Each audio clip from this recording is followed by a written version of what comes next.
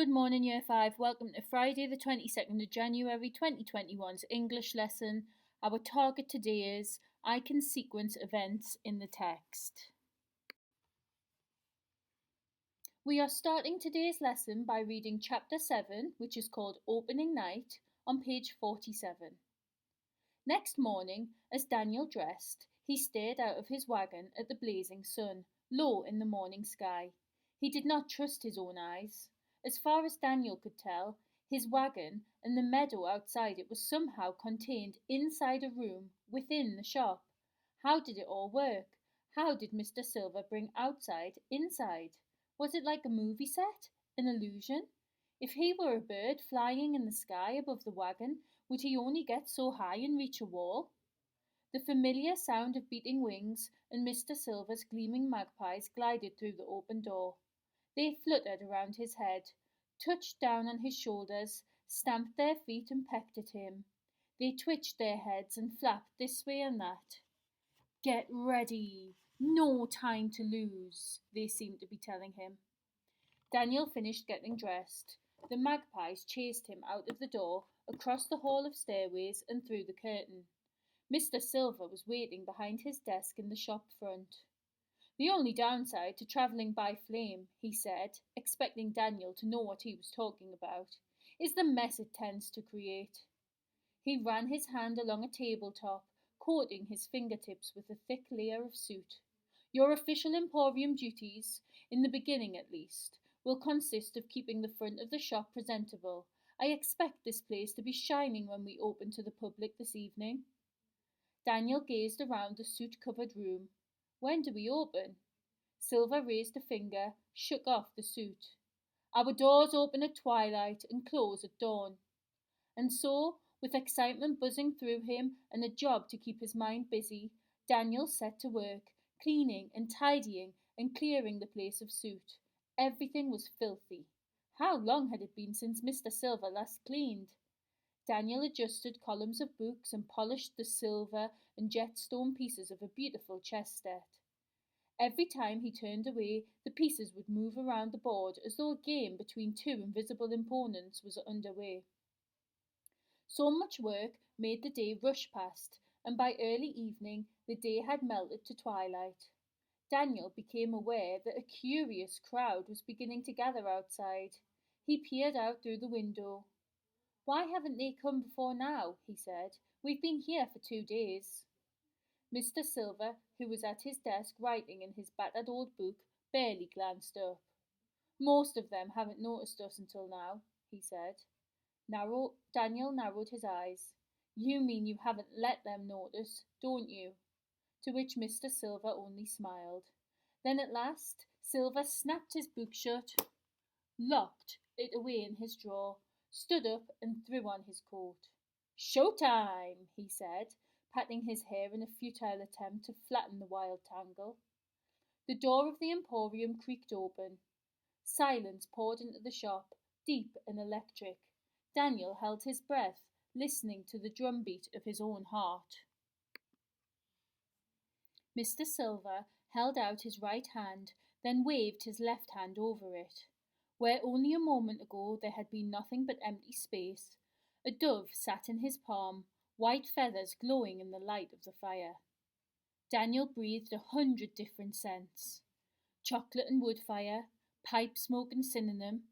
Mr. Silver's grey eyes shone as he released the dove and watched it fly out into the darkness. Welcome to opening night, Daniel Holmes. A flash of light illuminated the darkened sky. Then the customers began to come. Their eyes grew wide as they caught sight of the treasures within the Emporium. Grown men and women became like children once more, anxious to touch and inspect every shining trinket. When they noticed the curtain, Mr. Silver would pull back the material with a flourish, inviting them to witness the wonders beyond. Daniel watched with fascination as they filtered through. His mind fizzed with curiosity. This is supposed to be a shop, he said, so how come nobody's buying anything? Mr. Silver wagged a finger. That, Daniel, is where you are wrong. Come with me. The moment he stepped back through the curtain, Daniel knew something magical had happened. The entrance hall, full of staircases, once steeped in shadow and silence, had become alive with warmth and light. The soft flicker of torches had intensified, reflecting and dancing on the sparkling walls. Aromas of caramel and spice filled the air. The hallways were dotted with performers and vendors, men and women scattered here and there at the foot and summit of stairways. Each was dressed in a combination of black and shimmering gold. Some handed out candy floss or caramel apples or warm chocolate pies. Others performed magic tricks or juggled or swallowed swords. No two were identical. Where did they come from? Said Daniel, passing a bare chested man who was breathing fire. The flames formed the shape of a pouncing tiger, then an elephant, and finally a dragon. From within, said Mr. Silver. As they walked, they passed several customers chattering excitedly about rooms that contained impossible things, oceans and deserts, and windows to the stars. A little girl tugged on the sleeve of her mother's coat. I saw a dragon, Mamma, she was saying. A real dragon with fire breath and wings and a spiky black tail. I can understand what they're saying, said Daniel, who had until that moment forgotten that he was in a foreign country and that these people were not speaking in English. Of course you can, said Silver. What use would I have for an assistant who could not communicate with my customers? You can now understand and speak any language that you may need. Daniel tried to remain cautious, suspicious even, mostly because nothing he cared about tended to hang around for very long. But wonder had begun to chip away at his armour. Are there other shops like this? He asked. Is there more magic out there? There is nowhere else like my emporium, Mr. Silver said.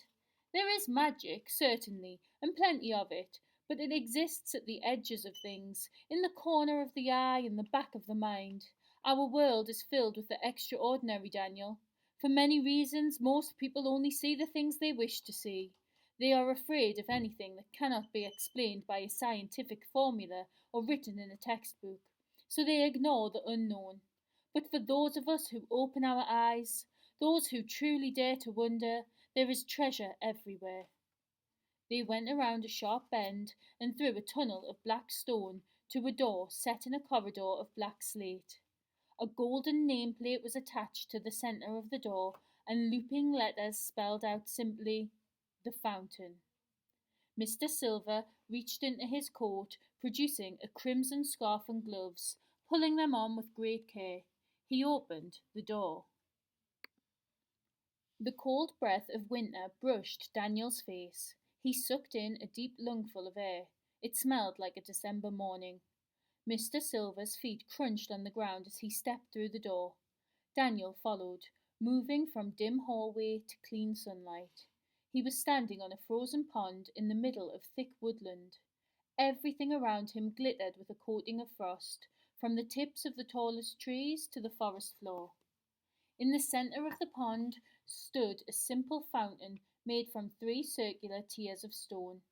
A thin, silvery liquid flowed over the stones. Mr. Silver smiled at the look on Daniel's face. You question whether my customers are actually buying anything. I can assure you that they are. I sell them amazement. I am a merchant of wonder. He leaned over and gathered a pile of frost from the frozen pond, rubbing it between his gloved fingers. But my customers do not pay for their experience in the emporium with coins or notes. No, my price is a piece of their imagination. Daniel took one step back. Oh, it's easily done if you know the way, Silver said. Customers are free to wander through the doors to be amazed and wonderstruck. He indicated the silver solution that flowed over the fountain. The emporium takes a little of their brimming wonder, their imagination, never enough for the customer to miss it, of course, and it becomes the liquid you see here. It is the fuel that powers everything you see, the lifeblood of the emporium. Imagination is the root of magic. Do they know? Said Daniel. In the pit of his stomach he felt sick at the thought of imagination being extracted from clueless customers. Do you tell people what you're doing to them? Silver shook his head. For a fleeting moment, he looked old and fragile, standing in the frost. It wasn't always this way. There was a time, when I was a younger man, that my own imagination was enough. But I am growing older. I must keep the Emporium running, and no harm comes to anyone. That is a promise. Imagination is alive. It grows in the mind like a tree. The Emporium merely clips a few of the branches. What little I take grows back in time. He observed Daniel. If this has changed things, if you wish to leave, you may do so. I will drop you back in your own time, just say the word. Daniel stared at the fountain, at the silvery imagination flowing over the stone. He was filled with doubts and questions, and he was wary of Mr. Silver's power. He considered what it might be like to return to his life, to the rain-soaked streets of Glasgow, to loneliness, and to nobody. He looked into Mr. Silver's serious grey eyes. I don't want to go back, he said. I want to stay and see the world. I want to learn about magic. I want to know secrets. I want to be somebody. A smile played on Silver's lips and he bowed his head to Daniel. As you wish. Something moved in the tops of the trees, a blinding flash of silver soaring into the blue sky. How did you do it? Daniel asked. How do you make all of this? Tomorrow, said Mr. Silver. Tomorrow I will start your lessons, and we will begin to find out if you have what it takes to become a part of the Nowhere Emporium. Tomorrow the first test awaits. What sort of test? But no answer came. Daniel stood alone in the frozen world. The only sign that Mr. Silver had been in the woodland at all was a trail of footprints in the frost. So, now that we've read that chapter, we are going to start with a quick quiz, just like we do in guided reading, but I would like you to write the answers in your English book, please. How does Mr. Silver travel? What was on the tabletop? What is Daniel's first job in the Emporium? When does the Emporium open? What was the bare-chested man doing? What talent did Mr. Silver give Daniel? And what is the liquid made up of? For our main task today, and you may have guessed because our target was I can sequence events in the text, you have a worksheet in your pack with various events of this chapter, but they are muddled up. Can you write them out in your book in the correct order, please?